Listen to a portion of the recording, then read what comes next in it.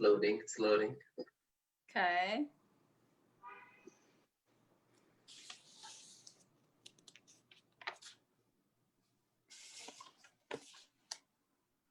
Perfect. Hi, Sara Joan.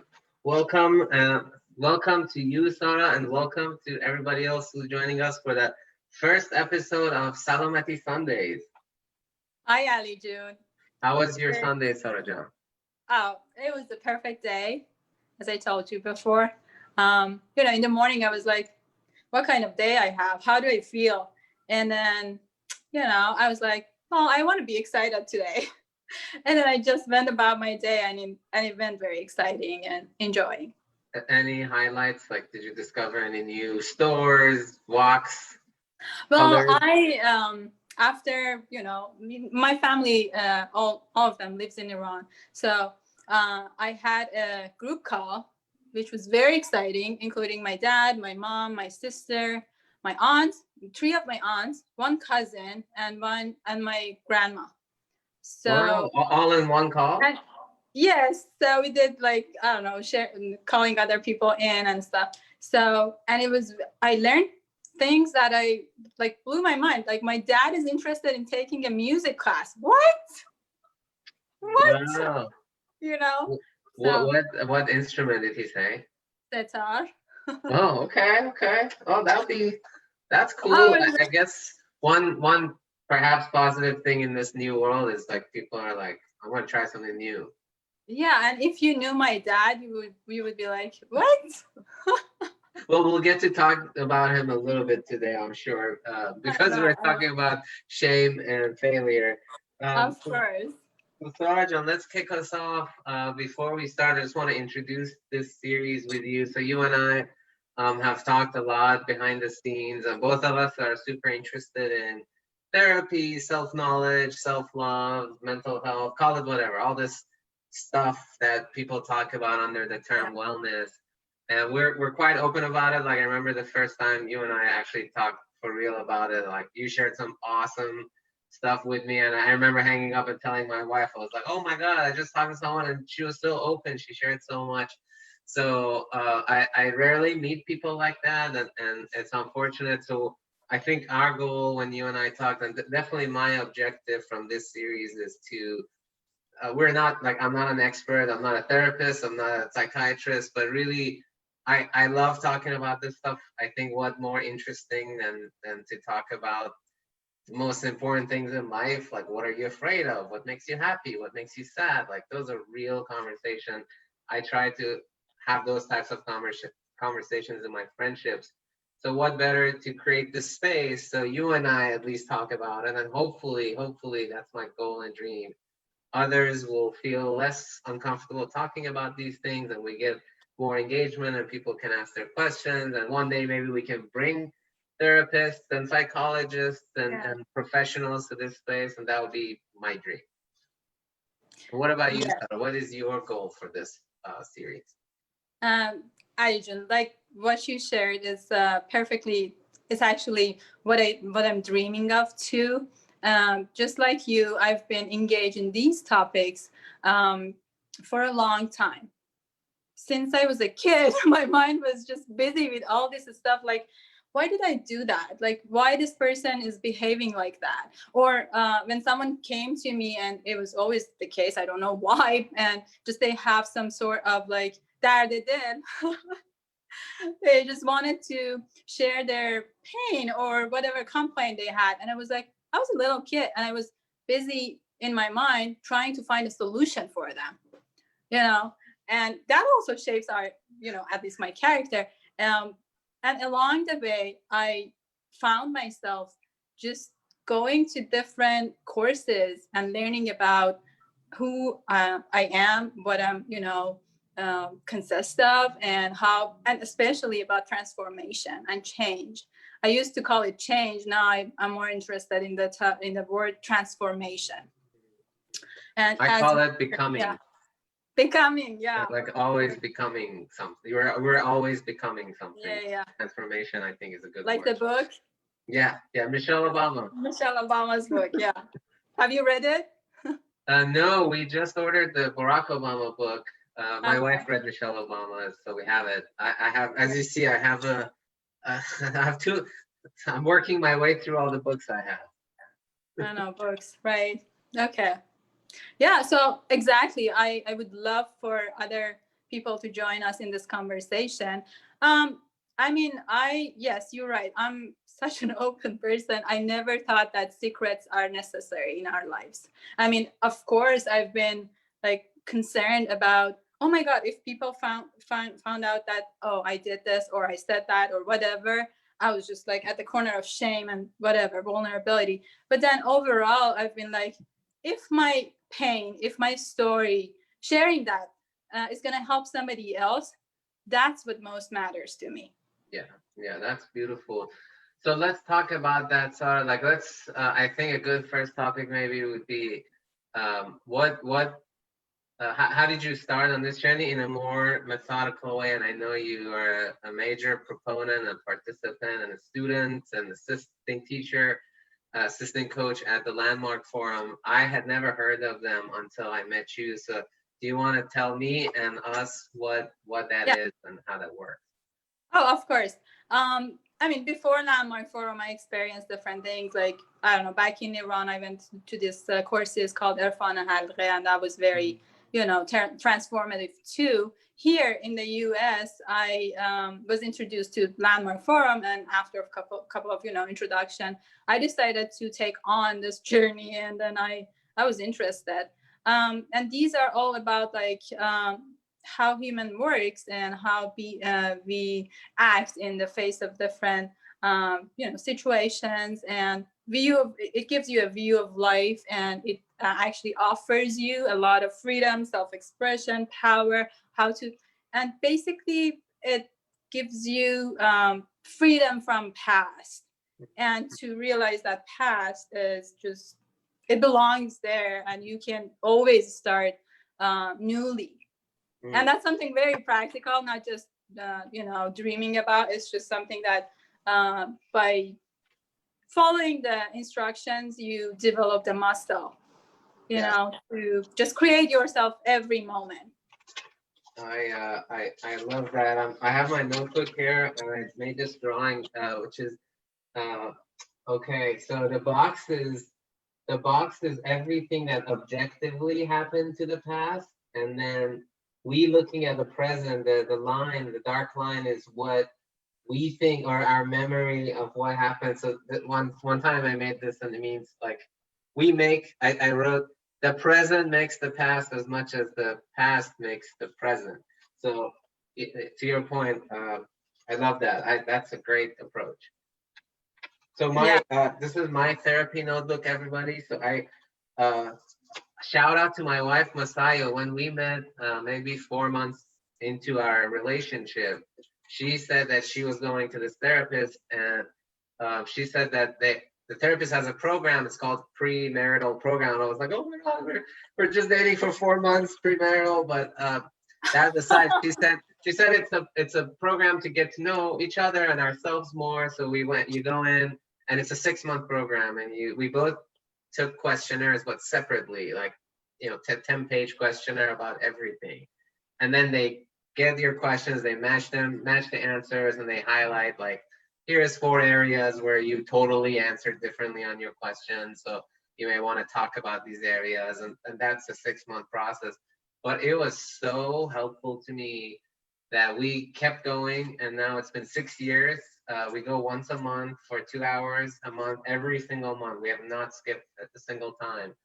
And I have learned maybe 6 or 7 like meta lessons, like big lessons, epiphanies. And I always say I will give up everything I have, like all my wealth, everything, and hold on to those lessons if that was the trade-off, just because I just can't even imagine living without having reached those lessons. So I'm a huge fan of therapy. I've always, on like my sister's case, my mother's case, I'm like, you gotta go. So whatever the path is for you, that's just my path. Oh my God, that's so valuable, and I'm interested in that. So next guy I'm dating, 4 months is into the relationship. Hey, I'm going to this. No, but really, and I always thought that relationship is something so valuable that you, just like a plant that you cultivate, you need to just take care of it. And that, I think that's the best way to take care of your relationship. Yeah, yeah. Well, let's jump in. We picked as our first topic shame Yes. and failure, and but they're both big topics, and I think they're separate things. But let's start with shame. And you had shared the story with me about that. That's like I thought was so cool. So do you mind sharing that with our folks again? Yeah, story with my dad. Yes. Which one Yeah. I shared with you? Yeah. I know there's so many stories with my poor dad that I don't know. But it was about, I think I can, now that I talked about the music stuff, I can share the one that I was singing. So, you know, looking at the ways that I am today, there are moments that I go back and I try to see what was the reason or what contributed to me, or actually what caused me wound up being this way. And one of the stories is that I always thought that my dad will approve me, will love me, or actually, if I do this set of things, if I be like this, um, then my dad will love me. And of course, I'm a little girl, like I'm 3 or 4 or something.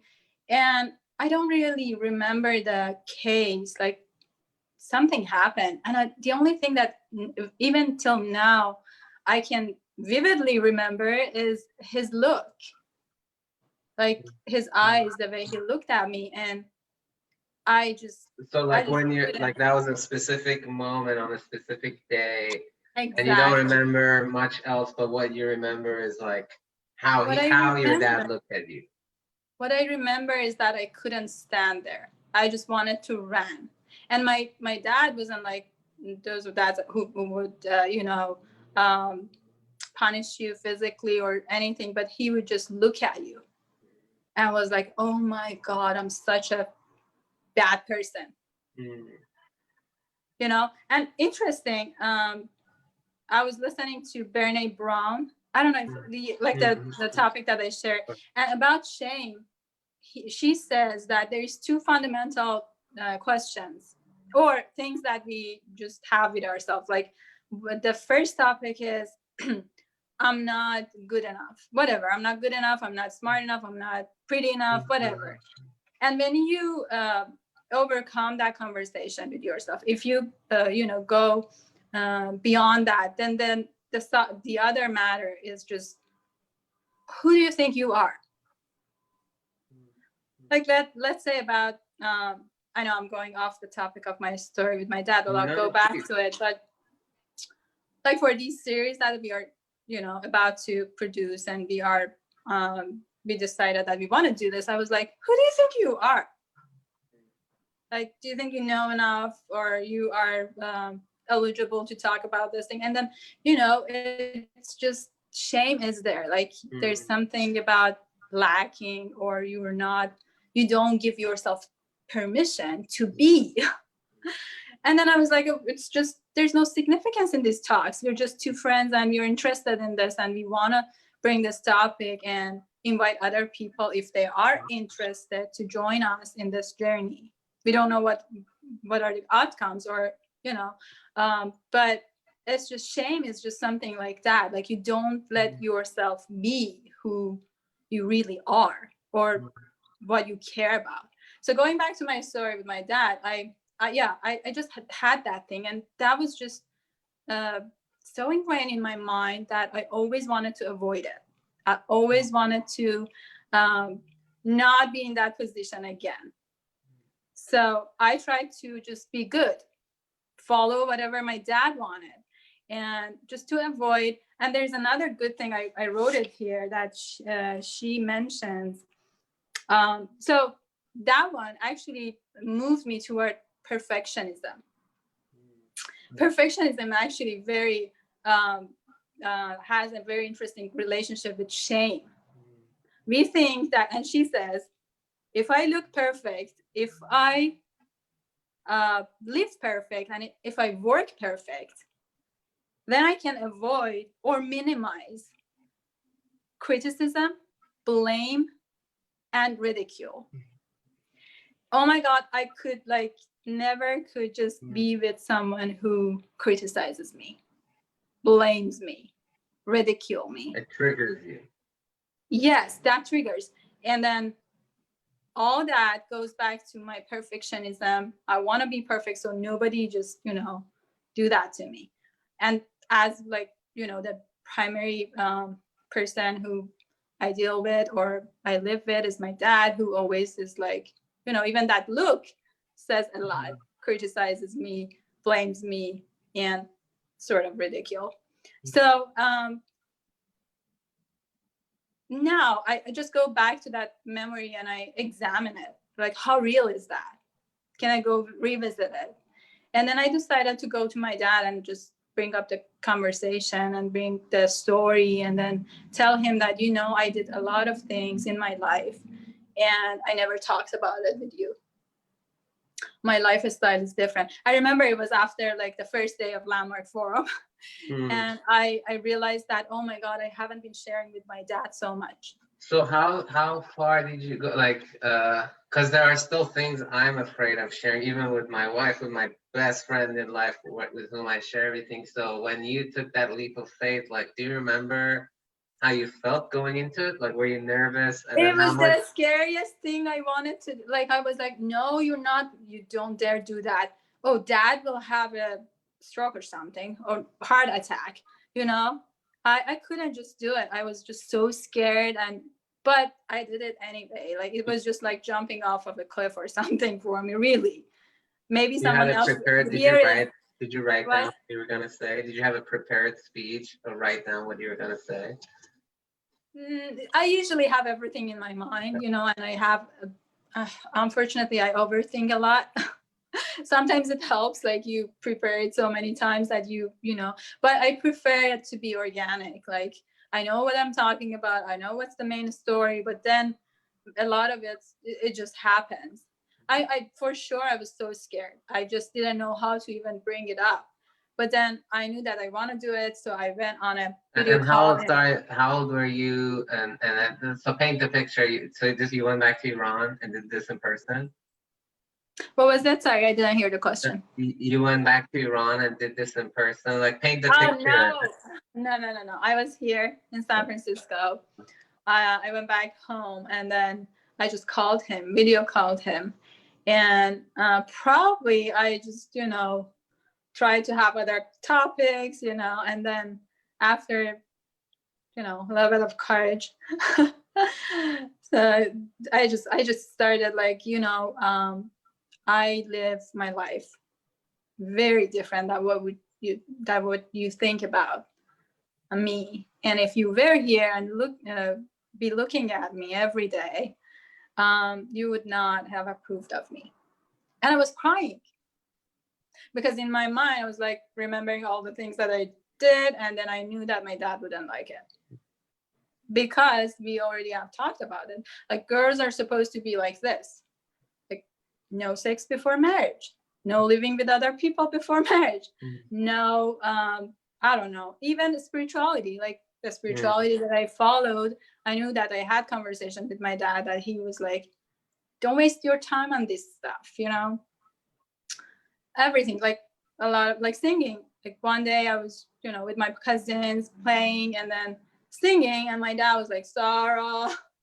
I knew that it's not just, and that's why I'm today I'm just really amazed that my dad wants to go to music class. But so a lot of things that I thought it's not okay, therefore I'm not okay. Therefore I'm just hiding back there and just living that part of my life and not sharing with the person who I love most in my life. And I want him to just share this with him. And not even, I don't need his approval because clearly I've been doing my thing all life. But this perception of I'm not okay, I don't have his approval. It would be, there's just some sort of lag there. And yeah, I was there crying and talking and just saying things. And he was like, as long as you're happy, that's what matters. But Farsi Migi, can you say in Farsi what he said? Yeah, گفتش که تنها چیزی که برای من مهمه اینه که تو خوشحال باشی. After listening to you, like he didn't interrupt you. No. He was just looking at me, and I think he was like really touched. He was really touched, and then he said, as long as you're happy, that's what matters to me. And after that, I was just like, oh man, I did all these years, I could have this conversation very, earlier, but I was free. I was free to be myself, and I started sharing with him a lot of things. Who I go on a date with, and just, he was just giving me advices, and of course I didn't follow because that doesn't help, but yeah. It's so amazing you say that. It totally reminded me, like, I had a very similar experience. So I moved here when I was 15 without my parents. I kind of grew up with my brother, and I was in New York. This is after law school. I'm working full time. I have my own life, exactly like you. Like, I'm doing my own thing.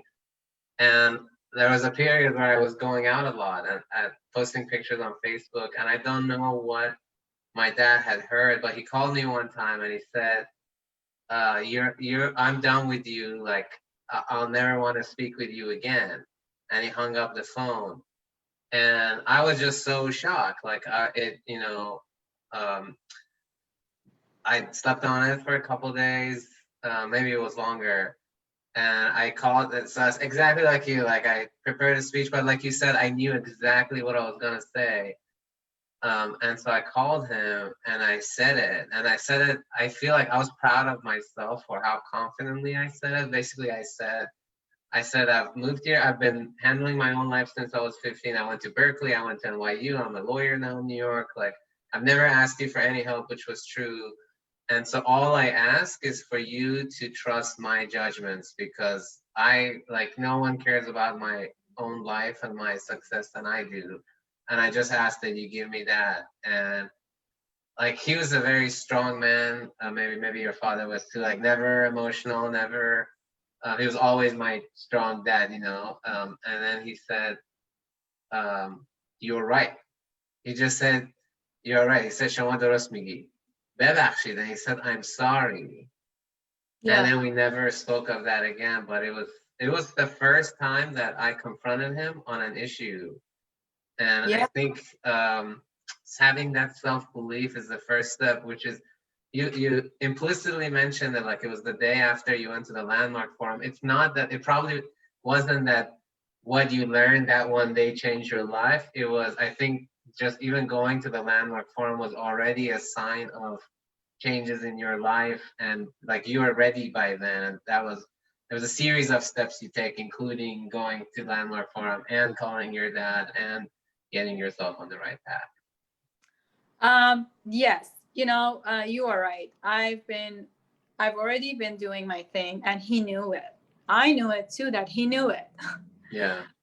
But there's something about having a direct conversation about a specific topic. And that's, you empty a story in your mind. You're telling stories based on the things that happened. And then we immediately make stories. Like, if I do something and you react to it, and then I can easily make up something, and maybe that's not the case that you meant, unless I clear it with you, I'm going to go on with that story and then recreate based on that, and just bring so much of the same experience of not having a self-expressed self or whatever with other people too, which was the case too, especially with people who I dated. I was like, no, I'm not going to show this part of me. It's just kind of unconsciously, it's just the same pattern with the loved ones. Yeah. And Iranian culture, I've thought about this a lot. Like, we are very indirect. Like we live with absurd realities and never talk about it. Like start from government, like meta level. We have one of the most absurd governments in the world. I mean, the kind of things they do, and we joke about it, like, or we never recognize it. We never talk about it. And same issues like in families too, in family relationships, in sometimes parents are not okay with who you're dating and they act like that person doesn't exist. As opposed to like if you totally have a normal day, you go, you have your warm massages, you come home and you never talk about it, and it's such a weird thing, I always thought. Yeah, that's something that I wish for all of us to think about more, like being that confrontation that you said. That was something that I always avoided, like with everybody. I prefer to not bring up my point of view, comparing to just say it and be confronted. Yeah, and it's sad because both of our stories show that you never know how the other person's gonna react, and so there would have been so much lost love and opportunity if for example you or I had said, okay, we're done with our dad, like he doesn't approve of us, we're gonna live our life, so bye. Like how much good times would you wouldn't have learned that he wants to learn setar today and have this beautiful memory with him. Exactly. What a shame. That's the shame. That's the shame, right? Yeah. I mean, not even that. On another occasion, which I shared another story with my dad in the about regarding past, and then after that, and that was even more intimate. He just opened up about what was going on back then for him, and I had no idea. Like exactly what you said. My dad is a very strong person, taking care of our own family, taking care of his mom, sisters, not taking care of, but always being a support since, their dad passed away when he was young. So, and always thoughtful of other people, very strong, a manager, But I never thought that he would have like, dramas. Dramas are only for, my life. Mm-hmm. He shared with me, what was it like for him in that situation, and that just gave me so much access to a lot of deeper conversation. This is after the record setting that you did. This is just recent, like a couple of months ago. That's beautiful.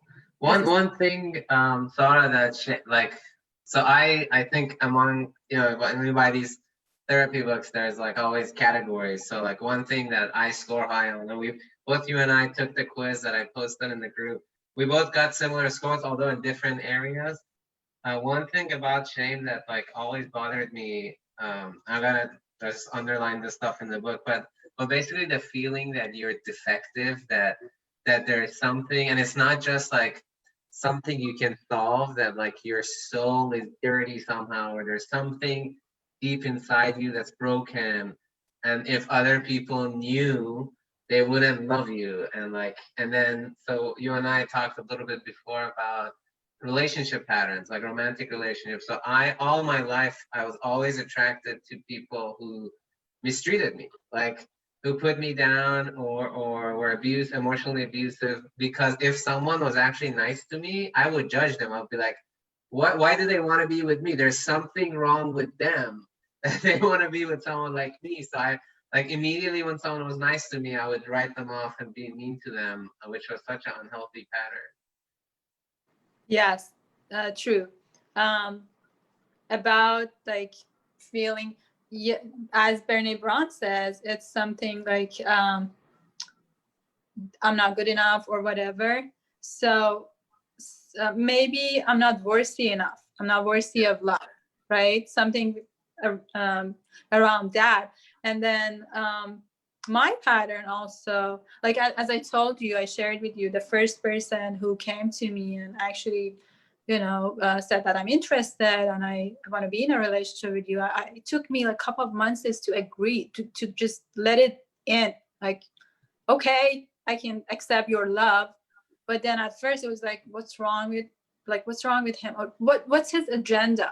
Mhm. And it's just not back then I was 18 or 19, whatever.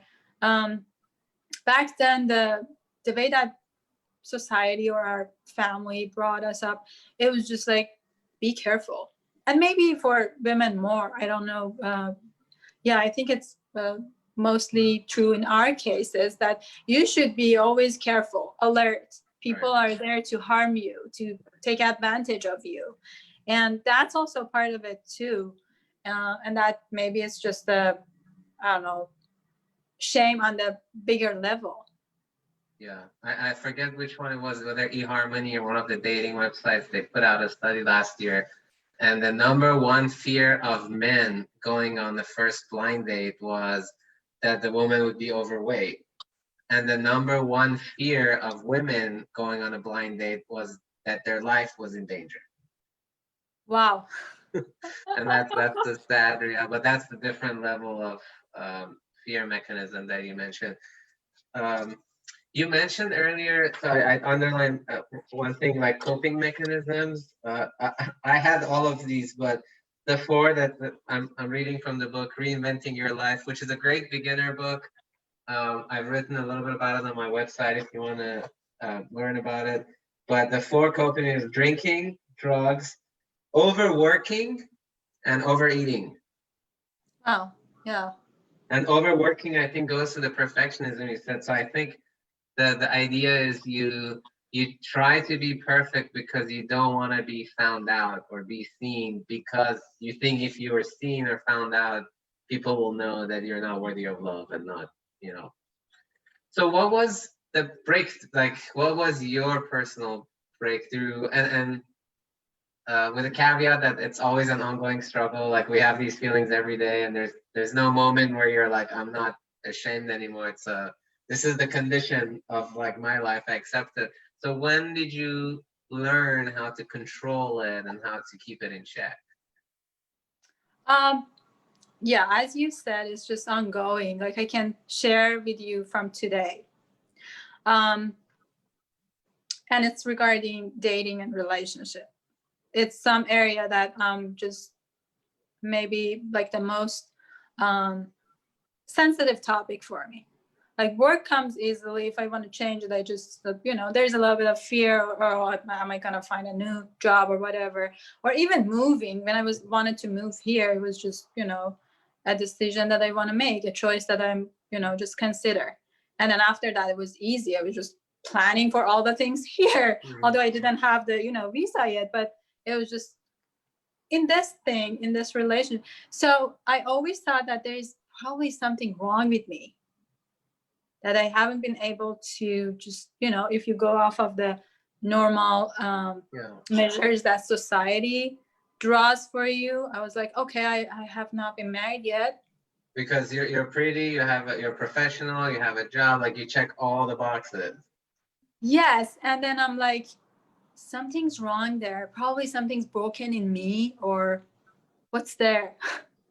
So, and I always went for people who I liked. Like and I always blame myself. Like one of the most fears that I have is like, whenever I like someone, I'm like, ooh, danger, Because maybe it comes from, self-trust or whatever, but probably because there is some sort of like, oh, because I'm not good enough or whatever, it's just not I can't trust my choice.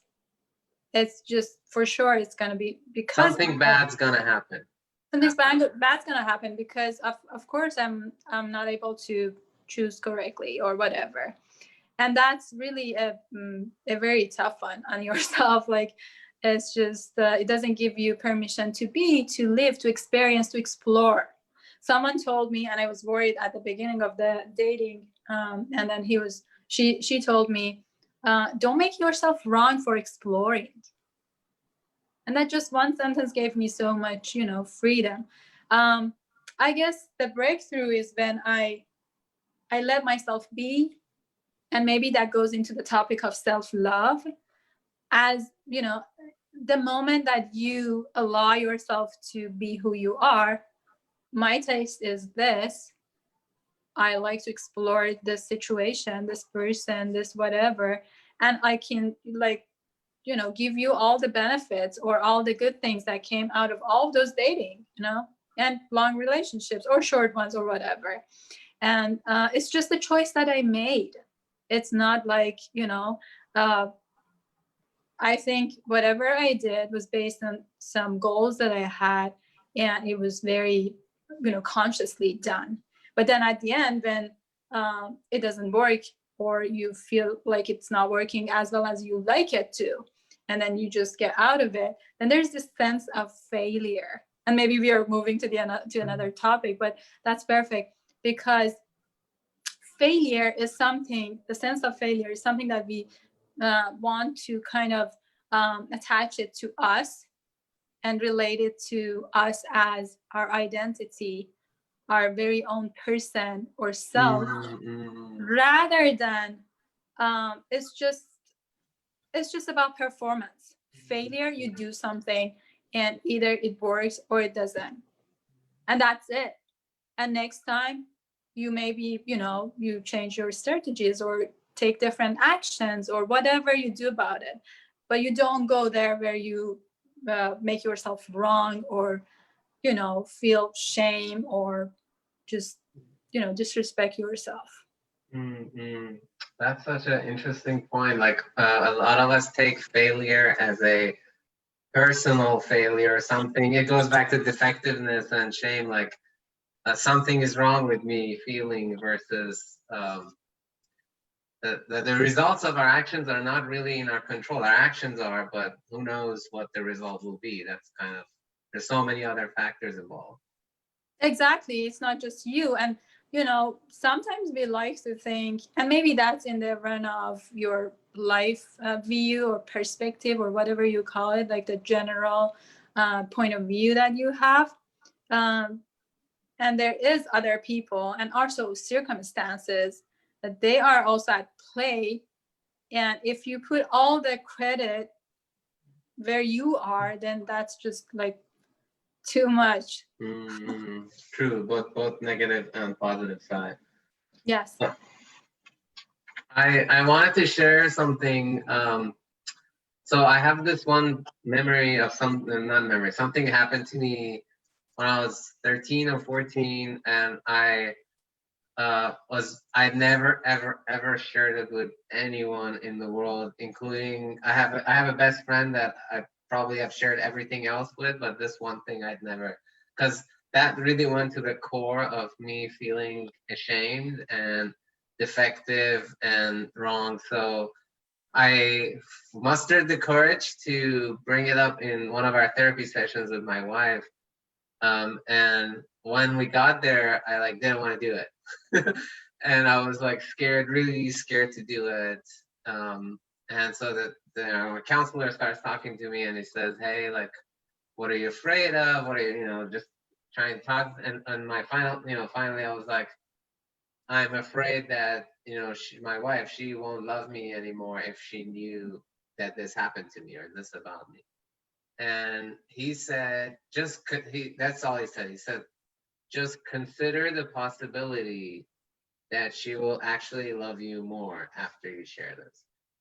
So I shared it, and it was like so raw for me that I tuned out. Like I wasn't aware of the surroundings as I was sharing it. I don't know if I was looking away or so I go through the sharing process and I get it out there. And I remember after I was done, I look over because we sit on two different chairs that kind of face each other, or diagonal towards the counselor. So I finish and I looked over to my wife, and she had at some point put her hand on my hand, and she was crying. And like, we've been together long enough where I can recognize her look, and uh, there was love. Like there was nothing but love and understanding and feeling bad for what had happened to me, like feeling care and feeling like I really felt that she, like when that thing happened to me, no one was there to protect me, but I really felt that she was there with me when I was telling the story, and when we walked out that session, like of course we were 100 times closer. So what my therapist had said was really true. Like, consider the possibility that people will love you more if they know who you are. Um, that was years ago, but just a Very couple interesting. months ago, he said this other thing that connects the dot with that day, and so I drew um, another picture. I do a lot of pictorials.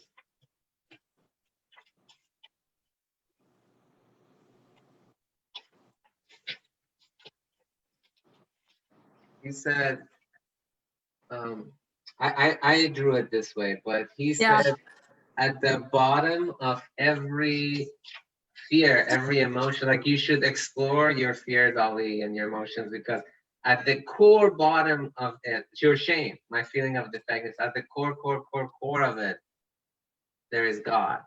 And I didn't get it. And he said, at the core of it, there is you. Like when you put all the layers off and go deep down, go deep down, at the core of it is you, is God. So what a beautiful way of putting it. So that was just super helpful to me. Oh, yeah. Very interesting. Probably we need to just ponder upon and, discover it for ourselves. Uh, yeah. I will read some of the things in case you're wondering if you have shame issues. It's the feeling that defectiveness is inside you. It's something in the essence of your being. You feel unworthy of love, it says here. It's one of the most common feelings, so a lot of people have it. You think it's internal and you're terrified of it being exposed. You're self-punitive, so you're very self-critical if you make a mistake. Fascinating. Lots of good stuff. Yeah. So Sarah John, I think we did good. I think we did good. Okay. I feel like I went to a session. Really? That's cool. Any closing remarks or any practical tips or tricks? I like to mention again Brene Brown and what she says about, she mentions 3 things that actually helps shame grow and gives the space to shame. One is secrecy, silence, and judgment. And judgment? Judgment. So things that we are most probably afraid of about when it comes to shame, we want to keep it to ourselves. We want to be silent about it. Sometimes even we don't even think of it with ourselves. Like, no, it gives us anxiety if we go there, and then we go to that behaviors probably if it's so hard for us to meet that, going to drinking or drugs or overeating, and I don't know what was the 4th one. Overworking, overeating, drinking. Overworking, yeah, overworking. So I really hope that everybody, and this is I think part of self-love, to observe themselves and see if they are doing any of this behavior, and just stand up for themselves and do something for themselves, because all of us matter. All of us are, part of this journey. And of course, there are at least one person around us that cares enough to, if we are so afraid of going there alone, to come with us, to walk the walk with us. And we need to talk about these things. I mean, maybe where we live here in US, they are better about these things. But in our society, at least my experience of it is that we're not good about talking about these things. Like, we just ignore this stuff. Yeah. And just don't go there. If what what would people think of me, or even my friend, my family, my loved ones. Just keeping that shameful feeling is just the most fearful thing. And if we experience sharing it, we'll just see a very different world opening to us. Yeah, what a beautiful couple of things you said that I think are beautiful. One is like we can lead. So it's true, it may be true that a lot of people say whatever or are secret about it or silent about it, but we are better than that. So I always tell my mom, like, we can be leaders in this. And more often than not, I don't know what your experience is. When I start talking to people about this, 99% of the time they open up, like your dad, how she opened up to you, and then you end up having such a beautiful relationship. It's very rare that they don't open back up, and a lot of people haven't had the opportunity or haven't been in a position when someone else is comfortable enough to open these topics, and then the floodgates open, and before you know it, you're crying on each other's shoulders and having the best friendship and the deepest moments ever. And then the other thing you said about noticing it, I think the more and more I learn about these things, like 99% of the work is in noticing it. Like that's the hardest part. That's the first step. The biggest step is when you fall into these patterns. Like next time you're overworking or self-criticizing yourself or over drinking, just literally noticing it and thinking, well, okay, hold on, this is happening again, and you just continue doing it. It's fine. Just please notice it. Please write it down. Please, then you can write down what happened that led up to that, and you can be more conscious of it. And that's 99% of the path. It's like meditation, just being in the moment and noticing it gets it to come naturally. You don't have to do much more beyond that. True. Yeah. Awesome, Sara. We'll continue this conversation. We'll talk about other topics next time. As people will open up, we'll hopefully start talking about what bothers other people too. And again, we hope this would be a kind, open, gentle space for all. Yes.